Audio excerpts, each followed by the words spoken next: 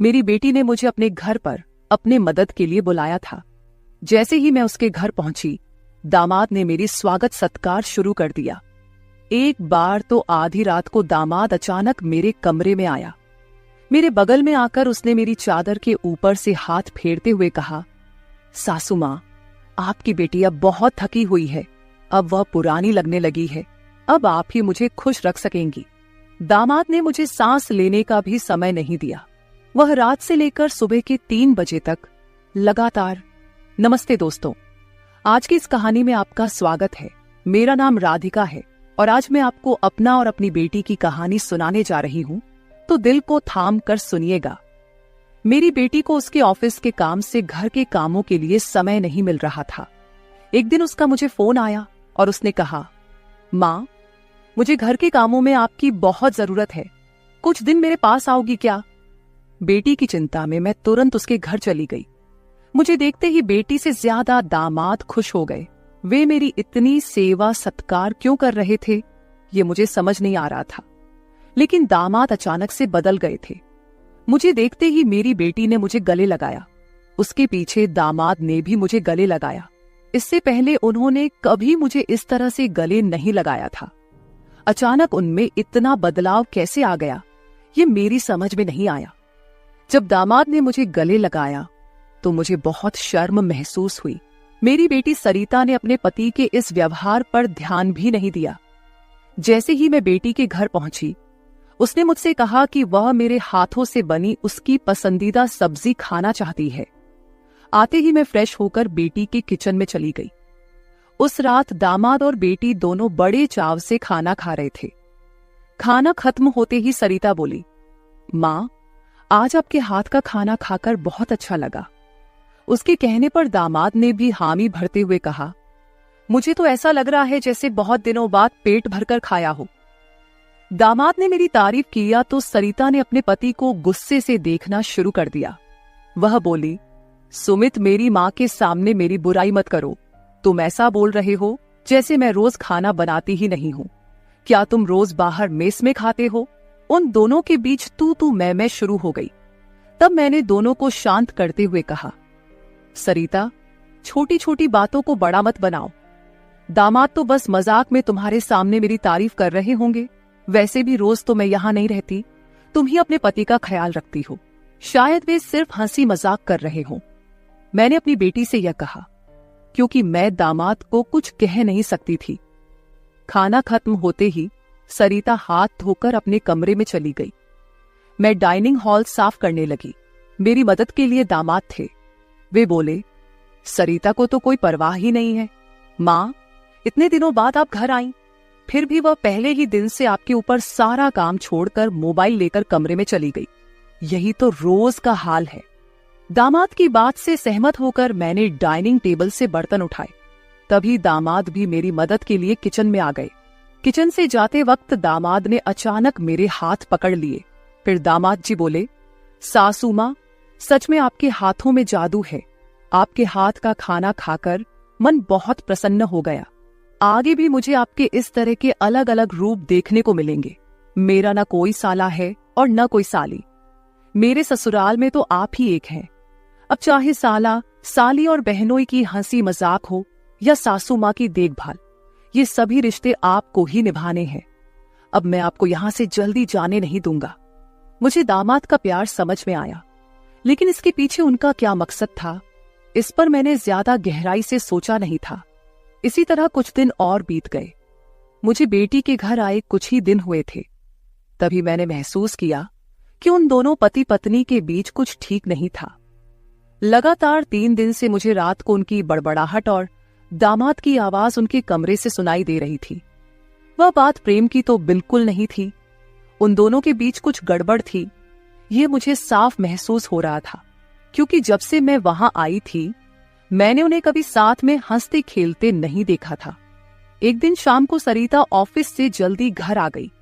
उसे घर पर देख मैं 2 कप कॉफी लेकर उसके कमरे में चली गई। मुझे उससे थोड़ी बात करनी थी। कॉफी का बहाना लेकर मैं उसके कमरे में गई।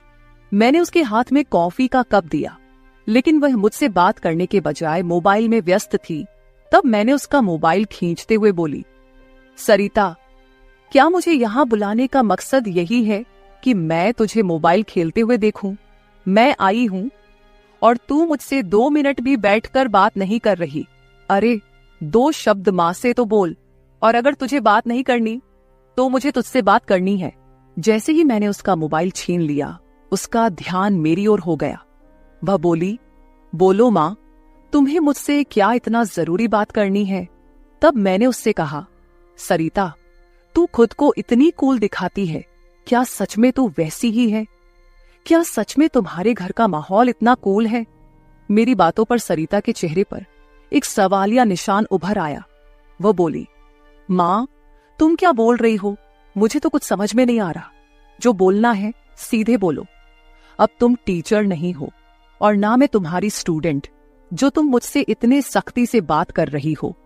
सरिता के कंधे पर हाथ रखकर मैंने उससे कहा, अरे पिछले 3 दिनों से रात को मुझे तुम्हारे कमरे से तुम दोनों की बड़बड़ाहट सुनाई दे रही है। क्या तुम दोनों के बीच सब कुछ ठीक है? अभी तुम्हें बच्चा भी होना है। अभी से ही तुम्हारे बीच अनबन शुरू हो गई है। अभी तो तुम्हें साथ में पूरा जीवन बिताना है। ये सही तरीका नहीं है। मेरी बातों का जवाब देते हुए सरिता बोली, मां, मुझसे कहने के बजाय समीर से कहो, क्योंकि हमेशा वही झगड़ा शुरू करता है। उस दिन भी देखा ना, कैसे वह खाने की टेबल पर मुझे कुछ भी बोल रहा था। फिर वह बोली, मां, अब तुम ही बताओ, मैं ऑफिस में भी थक जाती हूं। ऊपर से घंटों ट्रैफिक में फंसकर घर आना पड़ता है। अब 3 दिन से तुम घर आई हो तो मुझे थोड़ी राहत मिली है, नहीं तो रोटियां बेलते वक्त भी मेरी आंख लग जाती थी। अब इतनी थकान के बाद भी मैं समीर को कैसे समय दूं? समीर तो कुछ समझने को तैयार ही नहीं है। और वैसे भी तुम्हें यहां बुलाने का आइडिया उसी का था। वह कह रहा था कि सासू मां के आने से तुम्हें भी थोड़ा आराम मिलेगा। तुम यहां आई हो तो उसकी खाने की शिकायतें भी थोड़ी कम हो गई हैं। नहीं तो हर बात में ये ऐसा और वो वैसा ही चलता रहता था। तुम्हें बुलाने से पहले वह कह रहा था कि जब मेरी सासू मां आएंगी तो मैं उनसे सारी ख्वाहिशें पूरी करवाऊंगा। अब तुम्हारे दामाद को तुमसे क्या ख्वाहिशें पूरी करवानी है, ये तुम ही देख लो। उसकी शिकायतों से तो मुझे थोड़ी राहत मिल गई है। सरिता की बातें सुनकर मुझे लगा कि सच में उसे काम से समय नहीं मिल पाता होगा, इसलिए समीर को खाने पीने की परेशानी हो रही होगी, और शायद इसलिए उन्होंने मुझे कुछ दिनों के लिए बुला लिया होगा। लेकिन दामाद को मुझसे और भी ख्वाहिशें पूरी करवानी थीं, इसका मुझे कोई अंदाजा नहीं था। सरिता की बातें सुनकर मुझे लगा कि उनके बीच सामान्य झगड़े हैं जो वे खुद सुलझा लेंगे। इसीलिए आगे मैंने सरिता को और नहीं समझाया। जैसे ही मैं उसके कमरे से बाहर निकली, मुझे दामाद की गाड़ी का आवाज सुनाई दिया। उस दिन समीर भी जल्दी घर आ गए थे। उन्हें घर में देखकर मैंने कहा, आज आप जल्दी आ गए, चलो अच्छा हुआ। आज तुम दोनों बाहर जाकर डिनर कर लो, घर में संभाल लूंगी। उन्हें थोड़ा बाहर घूमने फिरने का मौका मिलेगा, इसलिए मैंने उन्हें डिनर के लिए बाहर जाने को कहा। लेकिन दामाद ने कहा, सासू मां, होटल जाने की जरूरत नहीं है। आज मेरे बॉस का 50वां जन्मदिन है। बॉस ने जन्मदिन के मौके पर एक 5 स्टार होटल में पार्टी रखी है और हमें खास तौर पर उस पार्टी में बुलाया गया है। समीर की बात सुनकर मैंने कहा, अरे वाह, तो फिर तुम दोनों जल्दी से अच्छे से तैयार हो जाओ और साथ में पार्टी में जाओ। तब दामाद जी बोले, सासू मां, हम दोनों अकेले नहीं जाएंगे। बॉस ने पूरे परिवार को बुलाया है और आप भी हमारे परिवार हैं, इसलिए आप भी हमारे साथ चलो। तब सरिता भी मुझसे जिद करने लगी। उसने कहा, मां, घर पर तुम अकेले बैठी क्या करोगी? तुम भी हमारे साथ चलो, तुम्हें भी अच्छा लगेगा। एक तो जब से तुम यहाँ आई हो, मैं तुम्हें कहीं बाहर घुमाने भी नहीं ले जा पाई। मैं छुट्टी लूंगी तो लूंगी, पर अभी तो तुम हमारे साथ बाहर चलो, कम से कम तुम्हारा भी मन थोड़ा हल्का हो जाएगा। उन दोनों का इतना जोर बढ़ गया कि मुझे भी उनके साथ जाने के लिए तैयार होना पड़ा। मैं हमेशा कहीं भी जाती थी तो अपने साथ 1-2 पार्टी वियर कपड़े रखती थी। इस बार भी मैंने पिंक रंग की नेट वाली साड़ी साथ रखी थी। मैंने वही साड़ी पहनकर अच्छे से तैयार होकर कमरे से बाहर आई। जैसे ही मैं बाहर आई, दामाद मुझे लगातार देखने लगे। वो मुझे ऊपर से नीचे तक नजर फेरने लगे। उन्होंने कहा, आज आपको सासू माँ कहने में मुझे शर्म आ रही है, क्योंकि आप किसी भी तरह से उम्रदराज नहीं लग रही हैं। आज तो आप किसी हीरोइन से कम नहीं लग रही हैं। दामाद की बातों पर मुस्कुराते हुए मैं बाहर गाड़ी के पास चली गई। कुछ देर बाद घर को लॉक करके बेटी और दामाद भी बाहर आ गए। दामाद मेरी तारीफ कर रहे थे, लेकिन सरिता का ध्यान उस पर नहीं था। लेकिन जैसे ही पार्टी में गए और दामाद के बॉस हमारे पास आए, उन्होंने मुझे देखकर समीर से कहा, समीर, तुम्हारी साली तो बहुत ही सुंदर है। इस पर समीर कुछ बोलते उससे पहले ही सरिता बोली, बॉस, ये समीर की साली नहीं है, ये तो माँ है, ये समीर की सास है। हमारे रिश्ते को सुनकर बॉस चौंक गए। उन्होंने कहा, आपकी खूबसूरती और जवानी को देखकर ऐसा बिल्कुल नहीं लगा कि आप सासू माँ हो सकती हैं। बॉस ने अपनी गलती स्वीकारते हुए मुझसे माफी मांगी और वहां से चले गए। बॉस के जाते ही दामाद मेरी तारीफ करने लगे। उन्होंने कहा, सच में सासू माँ, आज तो आप सरिता से भी ज्यादा खूबसूरत लग रही हैं। सच में पत्नी तो ऐसी होनी चाहिए। ऐसा कहकर दामाद ने मेरे हाथ पर ताली मारी और हंसने लगे। लेकिन उनकी इस मजाक पर सरिता गुस्से से मेरी ओर देखने लगी। अब मुझे धीरे धीरे दामाद की नजरों का एहसास होने लगा था। कुछ देर बाद हम घर जाने के लिए निकल पड़े। घर पहुंचते ही सरिता और मैं एक साथ गाड़ी से उतरे। गाड़ी से उतरते ही सरिता ने मुझसे कहा, माँ, आज के बाद तुम्हें इतना सजने संवरने की कोई जरूरत नहीं है। थोड़ा अपनी उम्र के हिसाब से रहना सीखो। गुस्से में तीखे शब्द बोलते हुए सरिता पैर पटकती हुई घर के अंदर चली गई। मुझे उसका गुस्सा कुछ समझ नहीं आया। असल में मुझे तो किसी भी बात पर गुस्सा आने का सवाल ही नहीं था। फिर भी सरिता मुझसे नाराज होकर पैर पटकते हुए घर के अंदर चली गई थी। नादान लड़की सोचकर मैंने उसकी बातों को नजरअंदाज किया और घर में जाकर अपने कमरे में चली गई। कुछ देर बाद फ्रेश होकर मैंने रात में सोने के लिए नाइट गाउन पहन लिया। रोज की तरह सोने से पहले मैंने अपने हाथ पैरों पर बॉडी लोशन लगाया। तभी अचानक दरवाजे पर दस्तक हुई। दरवाजे पर दामाद थे। हमारी नजरें मिलते ही दामाद ने कहा, सासू माँ, अंदर आ सकता हूं। ये घर उनका ही था, फिर भी वो कमरे में आने के लिए मुझसे अनुमति ले रहे थे। मैंने कहा, ये घर तो आपका ही है, मेरी अनुमति लेने की क्या जरूरत, आप यहां कभी भी आ जा सकते हो। फिर हंसते हुए दामाद कमरे के अंदर आ गए। उन्होंने मेरी ओर देखकर कहा, सासू माँ, सच में आज आप बहुत सुंदर लग रही थी। वैसे तो मैं आपको कभी यह कॉम्प्लीमेंट देना चाहता था कि आप आज भी जवान और खूबसूरत दिखती हैं। कभी कभी सच में आपको सासू माँ कहने में मुझे शर्म महसूस होती है। कभी कभी तो आपको नाम से बुलाने की इच्छा होती है। सच में आप सरिता की बहन जैसी लगती हैं। बाहर कुछ समय पहले सरिता ने जो गुस्से में आपको कहा, वह सब मैंने सुना। उसकी बातों पर ध्यान मत दीजिए। और हाँ, एक जरूरी बात यह है कि सरिता की बातों को दिल पर लेकर आप अपना रहन सहन बिल्कुल मत बदलिए। आप जैसी हैं बहुत अच्छी हैं। दामाद के मुंह से अपनी तारीफ सुनकर मेरे मन में लड्डू फूटने लगे। अगर 45 साल की किसी महिला की तुलना 21 साल की जवान लड़की से की जा रही हो, तो जाहिर है वह महिला खुश होगी ही। उस समय मेरे साथ भी वैसा ही हुआ था। दामाद की प्रशंसा पर मैं शर्मा गई थी। उस दिन के बाद दामाद की हदें बढ़ने लगी। 4 दिन बाद मुझे अपनी बेटी के कमरे से उनकी बहस की आवाजें सुनाई दी। मैं अपने कमरे से बाहर झांकते हुए वह सब सुन रही थी। तभी दामाद कमरे से बाहर आते दिखे। दामाद को बाहर आते देख मैं जल्दी से अपने कमरे में चली गई। मैं कमरे की लाइट बंद करने ही वाली थी कि समीर मेरे कमरे में आ गया। वो काफी गुस्से में लग रहा था। मैंने उसे एक गिलास पानी दिया और पूछा, सब ठीक तो है ना?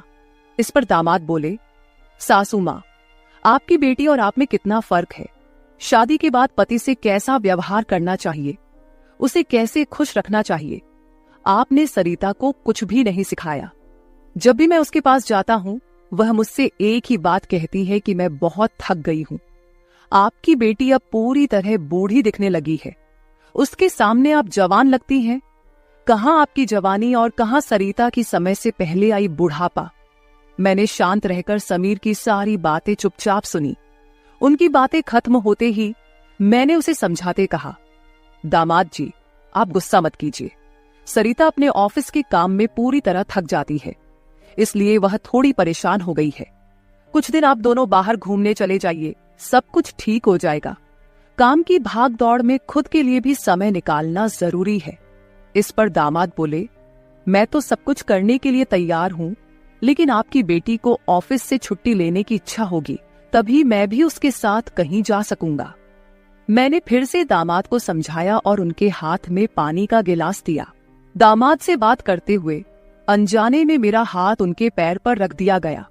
अचानक दामाद ने अपने पैर पर रखा मेरा हाथ अपने हाथ से पकड़ा और मेरे हाथ से गिलास को एक ओर रखते हुए दूसरे हाथ से मेरे चेहरे से बाल हटाकर बोले, सासू माँ, आप सच में बहुत सुंदर हैं। आपको देखकर तो सरिता को देखने की इच्छा ही नहीं होती। कहाँ आपके चेहरे का तेज और कहाँ सरिता की झुर्रियां। दामाद मेरे सामने मेरी बेटी की बुराई कर रहे थे। मैंने उन्हें कहा, आप मेरी सुंदरता की तारीफ कर रहे हैं, इसके लिए धन्यवाद, लेकिन जिस लड़की के बारे में आप बुरा भला कह रहे हैं वह मेरी बेटी है, ये मत भूलिए।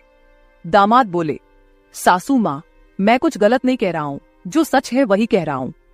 अब सरिता बूढ़ी दिखने लगी है तो क्या करूं? आपके सामने वह सच में फीकी पड़ती है। आपकी सुंदरता बेहद मनमोहक है। बोलते बोलते दामाद की नजर मुझ पर टिकने लगी थी। तब मैंने उनसे कहा, अब काफी रात हो गई है, आपको जाकर सो जाना चाहिए, नहीं तो सरिता यहाँ आ गई तो वह और नाराज हो जाएगी। मैंने दामाद को जैसे तैसे अपने कमरे से बाहर किया, नहीं तो वह रात भर मेरे कमरे में ही बैठे रहते। खैर, जो भी हो, लेकिन समीर ने मेरी जो प्रशंसा की वह मुझे बहुत पसंद आई। अगले दिन शाम को जब दामाद ऑफिस से घर आए तो उन्होंने कहा, सासू माँ, कल मुझे 2 टिफिन पैक कर दीजिए, और वो भी भरकर।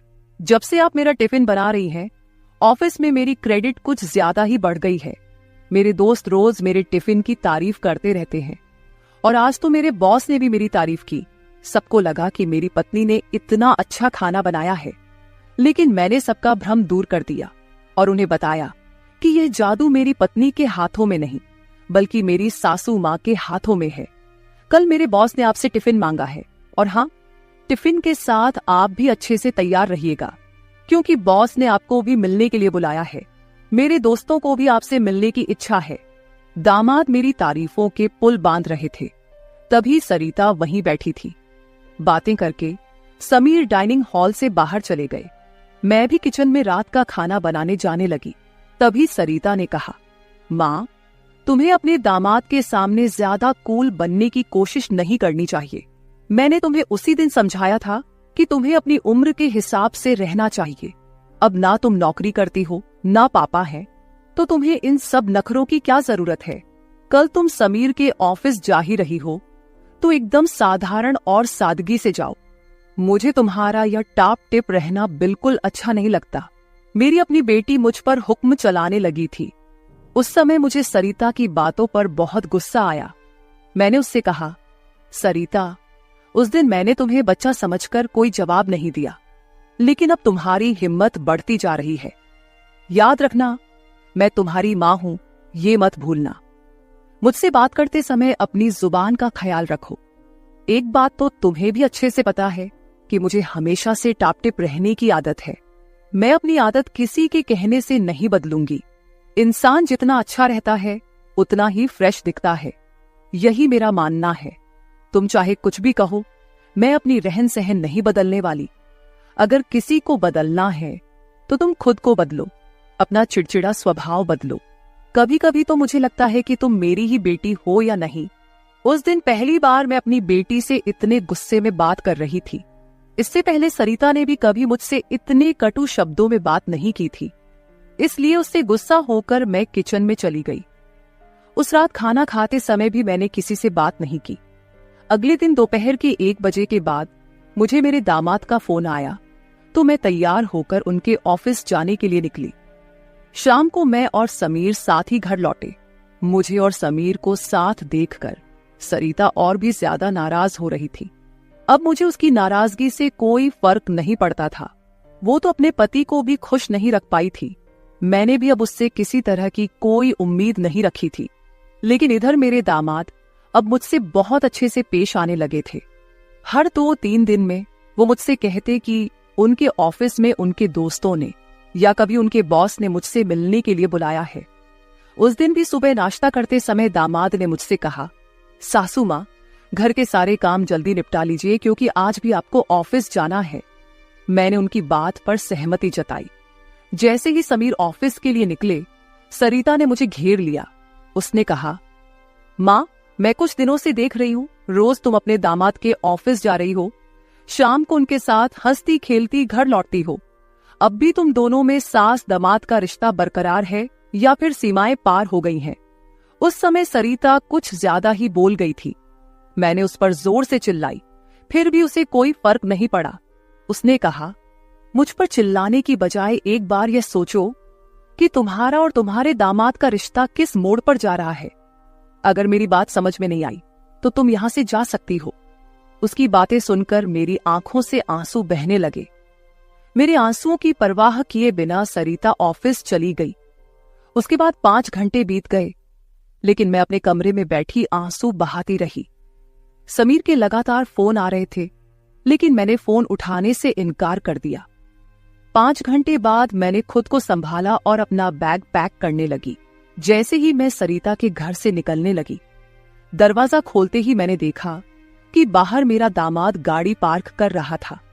मुझे अचानक जाता देख उन्होंने मेरा हाथ पकड़ा और सीधे घर के अंदर ले आए। कमरे में पहुंचते ही समीर ने मेरा बैग खाली कर दिया। वह बोले, सासू मां, ये क्या हो रहा है? आप बिना कुछ कहे यहां से क्यों जा रही हैं? मैंने उन्हें सरिता की बात कुछ नहीं बताई। मैंने कहा, मेरे कारण शायद आपके रिश्ते में दूरियां आ रही हैं। अब मुझे भी यहां आए काफी दिन हो गए हैं। मैं अपनी बेटी का घर नहीं तोड़ना चाहती। आप अपने जीवन में खुश रहिए, अब मुझे यहां से जाना चाहिए। मैं फिर से अपना बैग पैक करने लगी। तभी दामाद ने मुझे अपनी ओर घुमाए। फिर मेरे कंधे पर हाथ रखकर उन्होंने कहा, सासू मां, जरूर सरिता ने आपको कुछ बुरा भला कहा होगा। मैंने आपको पहले ही समझाया था कि उसकी बातों पर ध्यान न दे। वह मूर्ख है, उसे खुद को संभालना नहीं आता। मुझे तो लगता कि आपकी बेटी आपसे जलने लगी है। जो लोग जलते हैं वे दुआ नहीं देते, इसलिए आपको भी बेफिक्र होकर ठाठ से रहना चाहिए। समीर मुझे हंसाने की कोशिश करने लगे। मेरी आंखों में आंसू देखकर उन्होंने मेरे आंसू पोंछे और कहा, किसी की बातों से इतना हताश मत होइए, मैं आपके साथ हूं। उनके बोलने में एक अलग ही प्यार था। उस दिन के बाद से रोज रात को जब सरिता सो जाती, समीर मेरे कमरे में आने लगे। अब उनका मेरे कमरे में आना मुझे खटकता भी नहीं था, क्योंकि हमारा रिश्ता एक अलग ही मोड़ पर जाने लगा था। अब समीर मेरे सिर्फ दामाद नहीं रहे। 4-5 दिन से समीर मेरे कमरे में आ रहे थे। कुछ दिन बाद अचानक मेरे मन में ख्याल आया कि अगर सरिता को यह सब पता चल गया तो, इसलिए मैं समीर के सामने यह सवाल रखी। मैंने कहा, समीर, तुम रोज रात को सरिता की नजरों से छुपकर मेरे कमरे में आते हो, लेकिन क्या तुम पक्का करते हो कि वह गहरी नींद में होती है? अगर तुम्हारी लापरवाही के कारण सरिता अचानक मेरे कमरे में आ गई और उसने यह सब देख लिया तो क्या होगा? इस पर समीर ने कहा, सासू मां, कभी न कभी हमें इस स्थिति का सामना करना ही होगा। जो काम मेरी पत्नी को करना चाहिए था वह आपने किया, इसमें आपकी क्या गलती है? उसे वक्त रहते सब कुछ समझना चाहिए था। अब वक्त उसके हाथ से निकल गया है। आप ज्यादा चिंता मत कीजिए, नहीं तो आपके चेहरे पर भी झुर्रियां आने लगेंगी। आप चिंता मत करें, बस सरिता के सामने इस रिश्ते को स्वीकार करने का साहस रखिए। हम दोनों बात कर ही रहे थे कि अचानक सरिता कमरे में आ गई। मैंने उसका नाम लिया ही था कि वह वहां मौजूद हो गई थी। हम दोनों सास और दामाद एक दूसरे को देखने लगे। सरिता तो हमें साथ देखकर हमारी ओर बस देखती ही रह गई थी। उसने कहा, मुझे तुम दोनों पर पहले ही शक हो गया था। समीर, तुम्हें क्या लगा कि तुम रोज रात को मुझे चकमा देकर जाते हो और मुझे इसका बिल्कुल पता नहीं चलता? मैं तो बस मौके का इंतजार कर रही थी, क्योंकि मुझे तुम दोनों को रंगे हाथ पकड़ना था। अब तो मैंने तुम्हारी सारी बातें रिकॉर्ड कर ली हैं और तुम्हें इस हालत में भी देख लिया है। सरिता बोल ही रही थी कि तभी समीर का फोन बजा। उसने मेरा हाथ छोड़ दिया और कमरे से बाहर चला गया। थोड़ी देर पहले जब वह मुझे समझा रहा था तो उसने मेरा हाथ पकड़ रखा था। कुछ ही मिनटों बाद वह एक शख्स को लेकर कमरे में वापस आया। वह तीसरा शख्स और कोई नहीं बल्कि समीर का बॉस था। उसे आधी रात को घर में देखकर सरिता चौंक गई। उसने बॉस की ओर देखकर कहा, आप इस समय यहां कैसे? बॉस आश्चर्यचकित होकर सरिता को देख रहे थे। तब सरिता बोली, आप यहां क्यों आए हैं ये तो मुझे नहीं पता, पर मुझे अब एक गवाह मिल गया है। वह बॉस के सामने मेरे और मेरे दामाद के रिश्ते के बारे में बकवास करने लगी। तभी समीर के बॉस यानी रघुवीर जी सरिता की ओर देखकर बोले, सरिता, तुम यह क्या बकवास कर रही हो? तुम्हें पता है तुम अपनी माँ और अपने पति के बारे में क्या कह रही हो? अब तो सरिता और भी ज्यादा बकवास करने लगी। तभी समीर उस पर चिल्लाया। उसने कहा, मैं अभी तक सब सुन रहा था। मुझे पता था कि तुम समझदार नहीं हो, इसलिए मैंने तुम्हें कुछ नहीं बताया, लेकिन अब तुम बॉस के सामने कुछ भी बकवास करने लगी हो। शायद अब तुम्हें सच बताने का समय आ गया है। मैं समीर को शांत रहने के लिए कह रही थी, लेकिन उसने मेरी एक न सुनी। वह बोला, माँ, अब और कितने दिन आप यह सब बातें छुपाकर रखेंगी? इस तरह मन मारकर जीवन को सुखमय नहीं बनाया जा सकता। जीना है तो खुले दिल से जियो। आपको किसी से डरने की जरूरत नहीं है, क्योंकि आपने कोई अपराध नहीं किया।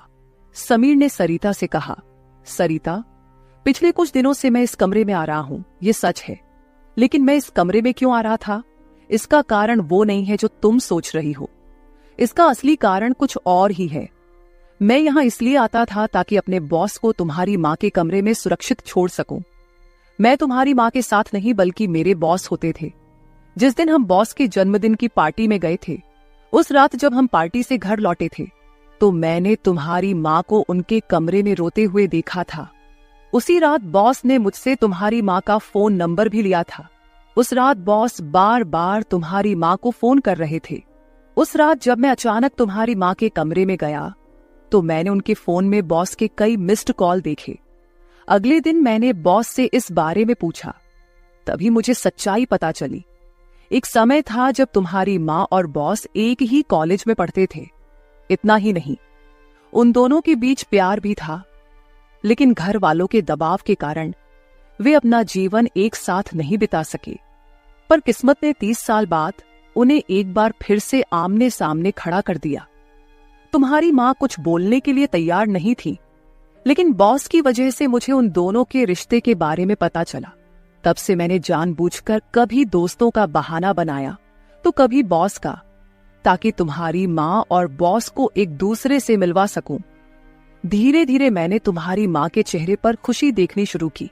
वह भी अपना पुराना रिश्ता जीने लगी, लेकिन तुमने इसे गलत समझा और माँ पर गलत आरोप लगाए।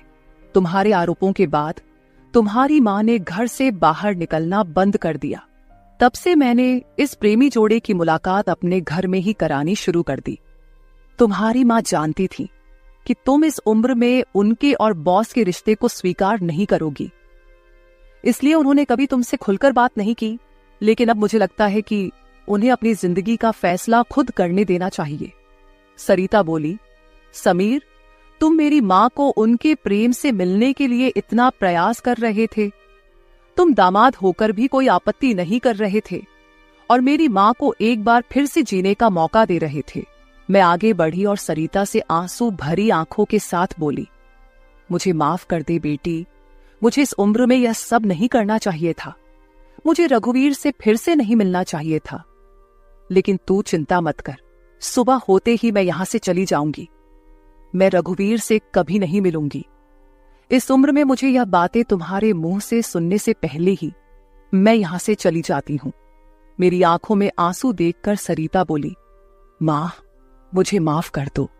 मैंने तुम्हें समझा ही नहीं, ना मैंने कभी तुम्हारे अकेलेपन को महसूस किया। अब वो समय तो बीत गया, पर अगर तुम मेरे लिए जी सकती हो तो फिर मैं तुम्हारी खुशी में क्यों नहीं शामिल हो सकती। तुम्हारे समय में दादा ने तुम्हारी शादी नहीं होने दी होगी, लेकिन अब मैं उनके नक्शे कदम पर नहीं चलूंगी। मैं तुम्हें और बॉस को आपके आगे के जीवन के लिए ढेर सारी शुभकामनाएं देती हूं। बॉस मुझे मेरे पिता के रूप में स्वीकार है। बेटी की सहमति सुनकर मेरी आंखों में आंसू भर आए। रघुवीर भी मेरी तरह ही अपने जीवन में अकेले थे। अगले 3 दिनों के भीतर मेरी और रघुवीर की रजिस्टर्ड मैरिज मेरी बेटी और दामाद की मौजूदगी में हो गई। शायद ये पहली बार हुआ होगा कि एक बेटी ने अपनी मां की विदाई की थी। मेरी विदाई के समय मैंने सरिता को एक सीख दी। मैंने उससे कहा, सरिता, पैसा सब कुछ नहीं होता, इसीलिए हमेशा पैसे के पीछे भागना छोड़कर कभी अपने परिवार पर भी ध्यान देना चाहिए। कर्तव्यों से भागकर ना तो जीवन पूरा होता है, ना ही खुशियां मिलती हैं। अब समय आ गया है कि तुम अपनी जिम्मेदारियों पर ध्यान दो। सरिता ने मुझसे वादा किया कि आगे से वो अपने घर की जिम्मेदारियों को निभाने में पीछे नहीं हटेगी। मेरी विदाई होते ही सरिता ने पूरे 20 दिनों की छुट्टी ली। शादी के 2 साल बाद मेरी बेटी और दामाद एक बार फिर हनीमून पर गए। तो दोस्तों, शादी और प्यार की कोई उम्र नहीं होती। जहां दिल मिलते हैं वहीं रिश्ते भी अपने आप बन जाते हैं। बस जरूरत होती है एक दूसरे को समझने की। तो मेरे प्यारे दोस्तों, यह थी हमारी आज की छोटी सी कहानी। आपको ये कहानी कैसी लगी कमेंट करके जरूर बताएं। अगर आप ऐसी ही और भी इंटरेस्टिंग और रोमांटिक कहानियां सुनना चाहते हो तो चैनल को सब्सक्राइब जरूर कर ले और बेल आइकॉन ऑन कर ले, ताकि आपको मेरी आने वाली नई वीडियो की सूचना तुरंत मिल सके। कल मिलेंगे एक और नई कहानी के साथ। धन्यवाद।